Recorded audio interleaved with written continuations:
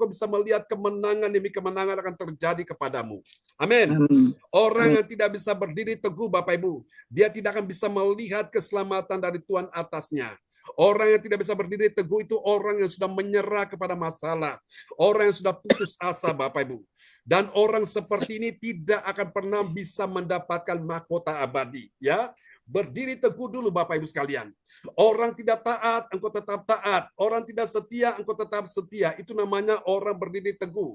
Orang tidak melayani, engkau tetap melayani, giat melayani Tuhan. Ya, itu namanya berdiri teguh dan berpegang pada ajaran-ajaran yang telah diterima dari Bapa dan pemimpin rohani. Makanya kita perlu khotbah-khotbah pengajaran, Bapak Ibu, ya. Khotbah-khotbah pengajaran itu memperlengkapi kita, Bapak Ibu. Itu mendidik kita, menuntun kita untuk kita bisa mengenal, saudaraku, tentang apa yang menjadi kehendak Tuhan. Katakan amin, ya. Khotbah-khotbah pengajaran ini memperlengkapi kita, saudaraku, sehingga kita ini akhirnya punya mental pemenang. Kita dilatih, kita diajarkan, dibukakan rahasia sehingga kita tahu apa yang harus kita lakukan di saat kita mengalami persoalan pergumulan yang berat. Katakan amin, ya. Sehingga bisa membuat kita mampu berdiri teguh meskipun ada badai, meskipun ada persoalan, tetap berdiri teguh. Dan kabar baik adalah badai pasti berlalu. Yang percaya katakan amin dan kasih tepuk tangan yang meriah bagi Tuhan Yesus. Haleluya. Amin. Bilang badai pasti berlalu. Badai pasti berlalu. Nah, itu bagi siapa? Bagi orang yang berdiri teguh. Haleluya. Saudara, engkau akan lihat kemenangan pertolongan Tuhan akan nyata dalam kehidupanmu. Betul ada waktunya engkau susah, betul ada waktunya engkau lemah, betul ada waktunya engkau dalam keadaan tertindas, engkau dalam keadaan kesesakan.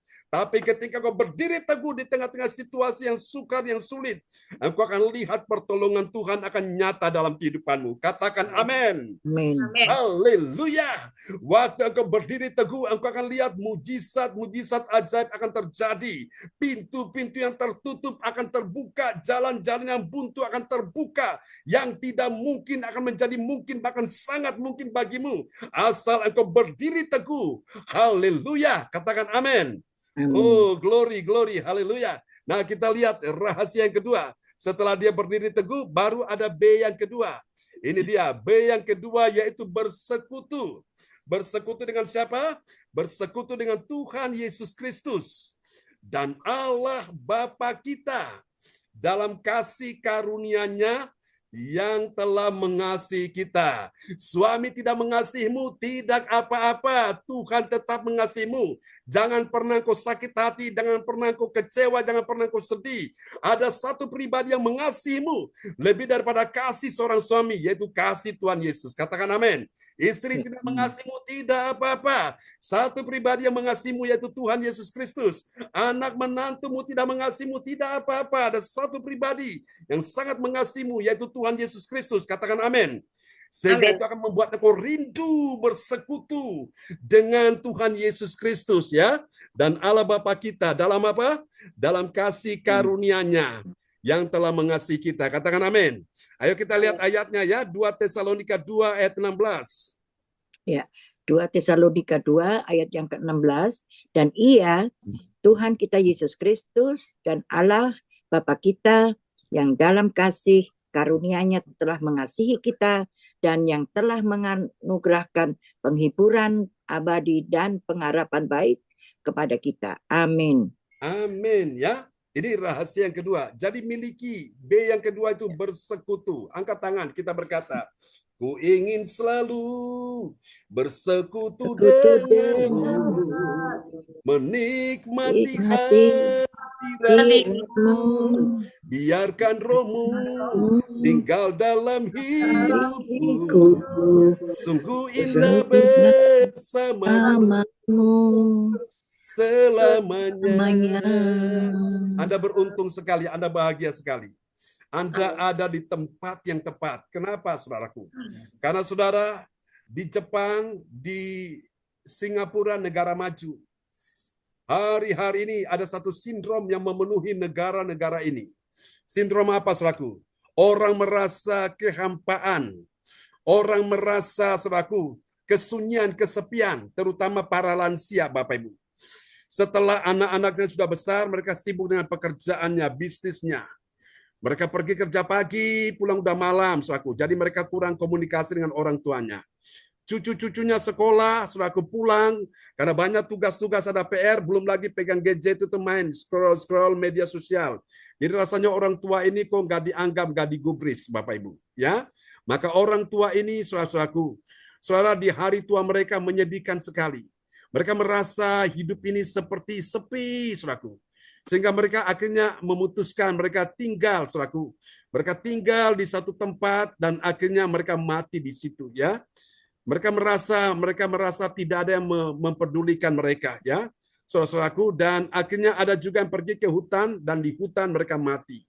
Bapak Ibu, padahal kalau mereka tahu, saudaraku, lewat media sosial ini, lewat ibadah Zoom ini, Bapak Ibu, mereka bisa datang beribadah seperti ini. Saya yakin hati mereka yang susah tidak susah lagi, hati mereka yang sedih tidak sedih lagi, hati mereka kesepian tidak kesepian lagi. Kenapa?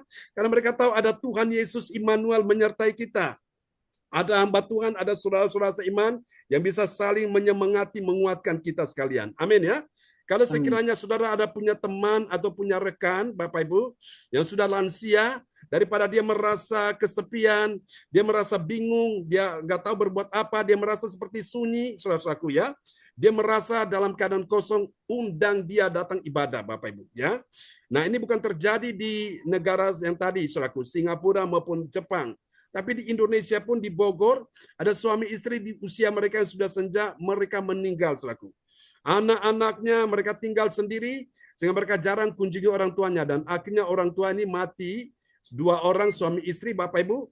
Sudah berapa waktu baru ketahuan warga ya, bahwa di rumah tersebut ada bau bangkai. Dan akhirnya ketika mereka masuk, ternyata kedua orang ini, lansia ini sudah meninggal, Bapak Ibu. Sayang sekali, saudara ya. Nah, karena itu Bapak Ibu, ibadah-ibadah seperti ini menolong kita, Bapak Ibu, sehingga kita merasa kita nggak sendiri. Kita masih merasa ada yang mempedulikan kita, ada yang menyemangati kita, ada yang menguatkan kita dengan firman. Amin, Bapak Ibu ya. Sehingga Bapak Ibu pun bisa terlibat di dalam ya acara kita malam ini. Katakan amin ya. Haleluya. Berapa banyak saudara yang diberkati dengan ibadah Zoom ini? Yang percaya lambaikan tangan. Amin.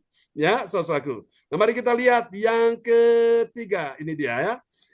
Yang ketiga yaitu berserah. Tadi dia saudaraku berdiri teguh. Kemudian setelah itu apa? Yang kedua apa? Bapak Ibu, yang kedua dia mulai bersekutu. Baru yang ketiga dia berserah. Ya, berserah penuh bagi Roh Kudus yang menghibur hatinya dan menguatkan hati dalam pekerjaan dan perkataan yang baik. Mari kita lihat ya. 2 Tesalonika 2 ayat 17. 2 Tesalonika 2 ayatnya yang ke-17. Kiranya menghibur dan menguatkan hatimu dalam pekerjaan dan perkataan yang baik. Amin. Amin. Kiranya menghibur dan menguatkan hatimu. Siapa ini yang menghibur kita? Roh Kudus. Amin, saudaraku. Nah, karena itu kita perlu berserah penuh ya. Berserah penuh bagi Roh Kudus. Pekerjaan apa Roh Kudus? Pekerjaannya adalah menghibur hati kita dan menguatkan hati kita dalam pekerjaan dan perkataan yang baik. Selain kasih Tuhan itu penting Bapak Ibu ya.